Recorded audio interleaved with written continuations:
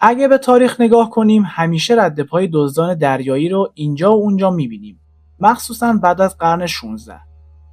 دزدایی که به کشتی‌های بزرگ حمله می‌کردن و هر چی توشون بود رو می‌بردن. بین قرن 16 و 17 دزدان دریایی زیادی بودن، مخصوصاً تو سواحل شرقی آمریکا و دور و بر خلیج مکزیک. اینا فهمیده بودن اونجا یه عالمه کالا و پول جابجا میشه. پس اون منطقه واسه دزدی از اروپا خیلی بهتره. کلی قدرت استعماری تو اون مناطق رفت و آمد می‌کردن، پس شانس پیدا کردن چیزهای با ارزش زیاد. تازه غذا هم توی این دوره بسیار زیاد بود. دزدان دریایی معروف زیادی وجود داشتن که حسابی اسم و رسم داشتن، اما بین همشون یکی هست که معروفتر از بقیه است.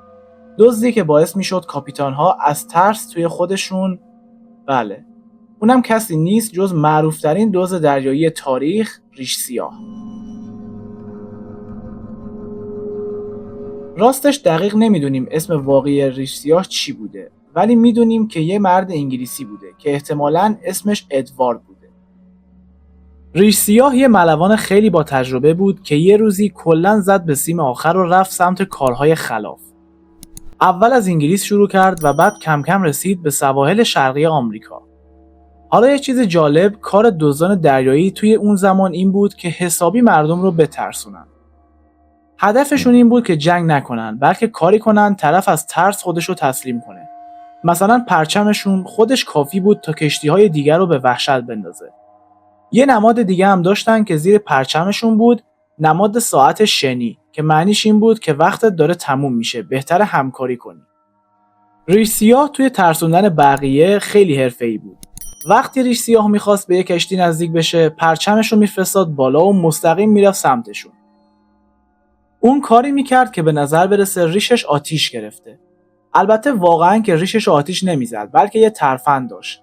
طناب‌های سیاه رو کنار ریشش میبست، اونا رو آتیش میزد که انگار داره ریش خودش میسوزه. این کار یه پیام واضح داشت، با یه آدم دیوونه طرفی. همین باعث میشد بقیه کشتی‌ها قبل از اینکه حتی فکر جنگیدن کنن خودشون رو تسلیم کنن. ریش سیاه کار دزد دریایی خودشو سال 1716 توی ناساوی باهاما شروع کرد.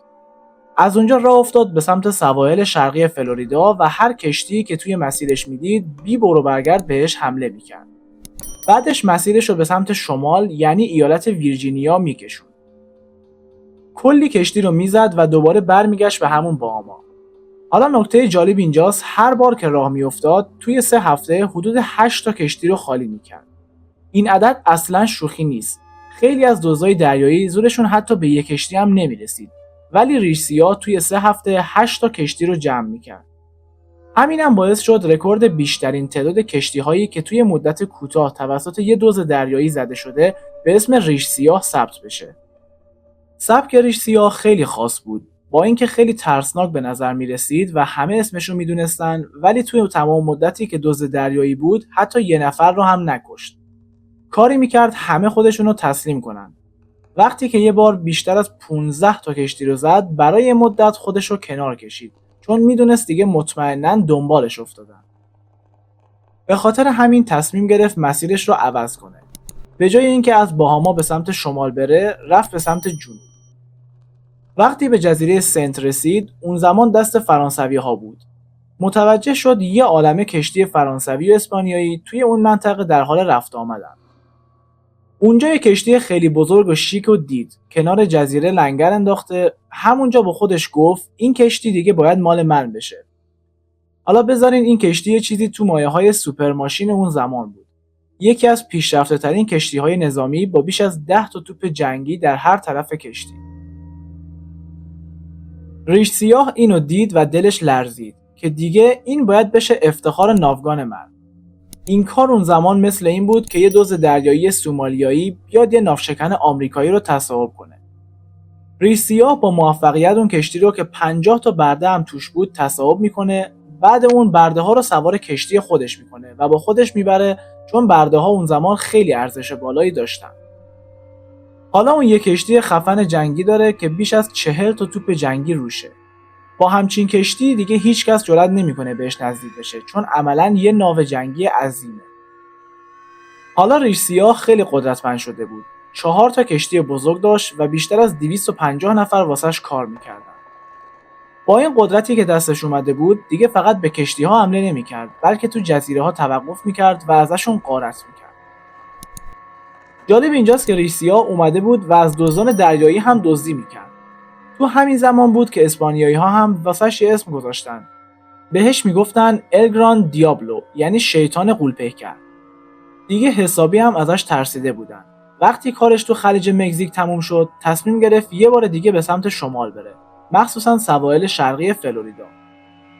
اونجا پر بود از کشتی‌های اسپانیایی، بریتانیایی و حتی آمریکایی. البته باید بدونین که اون زمان آمریکا هنوز ایالات متحده نشده بود. بعد از اینکه از کشتی‌های اون منطقه دزدی کرد، رفت سمت شمال، یعنی کارولینای جنوبی، مخصوصا بندر چارلستون. این بندر یکی از مهمترین بنادر آمریکای شمالی بود و همیشه کشتی‌های پر از کالا از اونجا رد می‌شدن. اما حرکت ریسیا خیلی زرنگی بود. اون وارد بندر نشد، بلکه جلوی ورودی خلیج موند و بندر رو مسدود کرد. هر کشتی‌ای که می‌خواست از چارلستون بیاد بیرون یا بره تو، گیر ریش سیاه و آدماش می‌افتاد و غارت می‌شد. تو همین دوره بود که ریش سیاه ثروت خیلی زیادی جمع کرد و یکی از پولدارترین دزدان دریایی قرن 17 شد. این همه دزدی و غارت بالاخره کار دستش داد. خبر کاراش به گوش دولت‌های مستعمرات آمریکا رسید و اونها هم اصلاً با این موضوع کنار نیومدن، چون کارهای ریش سیاه آبها رو حسابی ناامن کرده بود. اون یه مدت تصمیم گرفت که سرشو پایین بندازه و یه جا بمونه. رفت به سمت شمال، به کارولینای شمالی. وقتی به اونجا رسید، کشتی بزرگش رو از دست داد، اما خوششانس بود که خودش زنده موند. تو همین مدت مردم کارولینای شمالی فهمیدن که ریش سیاه یکی از بدترین دزدان دریایی اون دور و بر داره پرسه میزنه. به جای اینکه برن سراغش و اعدامش کنن، سعی کردن یه معامله باهاش بکنن. بهش گفتن اگه بیخیال دزد دریایی بودن بشی و یه مدت آروم بگیری، ما هم تو رو میبخشیم. فقط باید همه دارایی‌هات رو به ایالات بدی. اون قبول کرد، چون به نظرش معامله خوبی میومد. بعد از چند ماه ریش سیاه سابق، دزد دریایی معروف بازگشت. بعد چند وقت ریش سیاه دوباره شروع به دزدی کرد. این بار مستعمرات مختلف قاره آمریکا فهمیدن که این مرد دوباره دست به کار شده و دیگه نمیتونن باهاش مدارا کنن، مخصوصا ایالت ویرجینیا. فرماندار ویرجینیا دیگه نتونست تحمل کنه.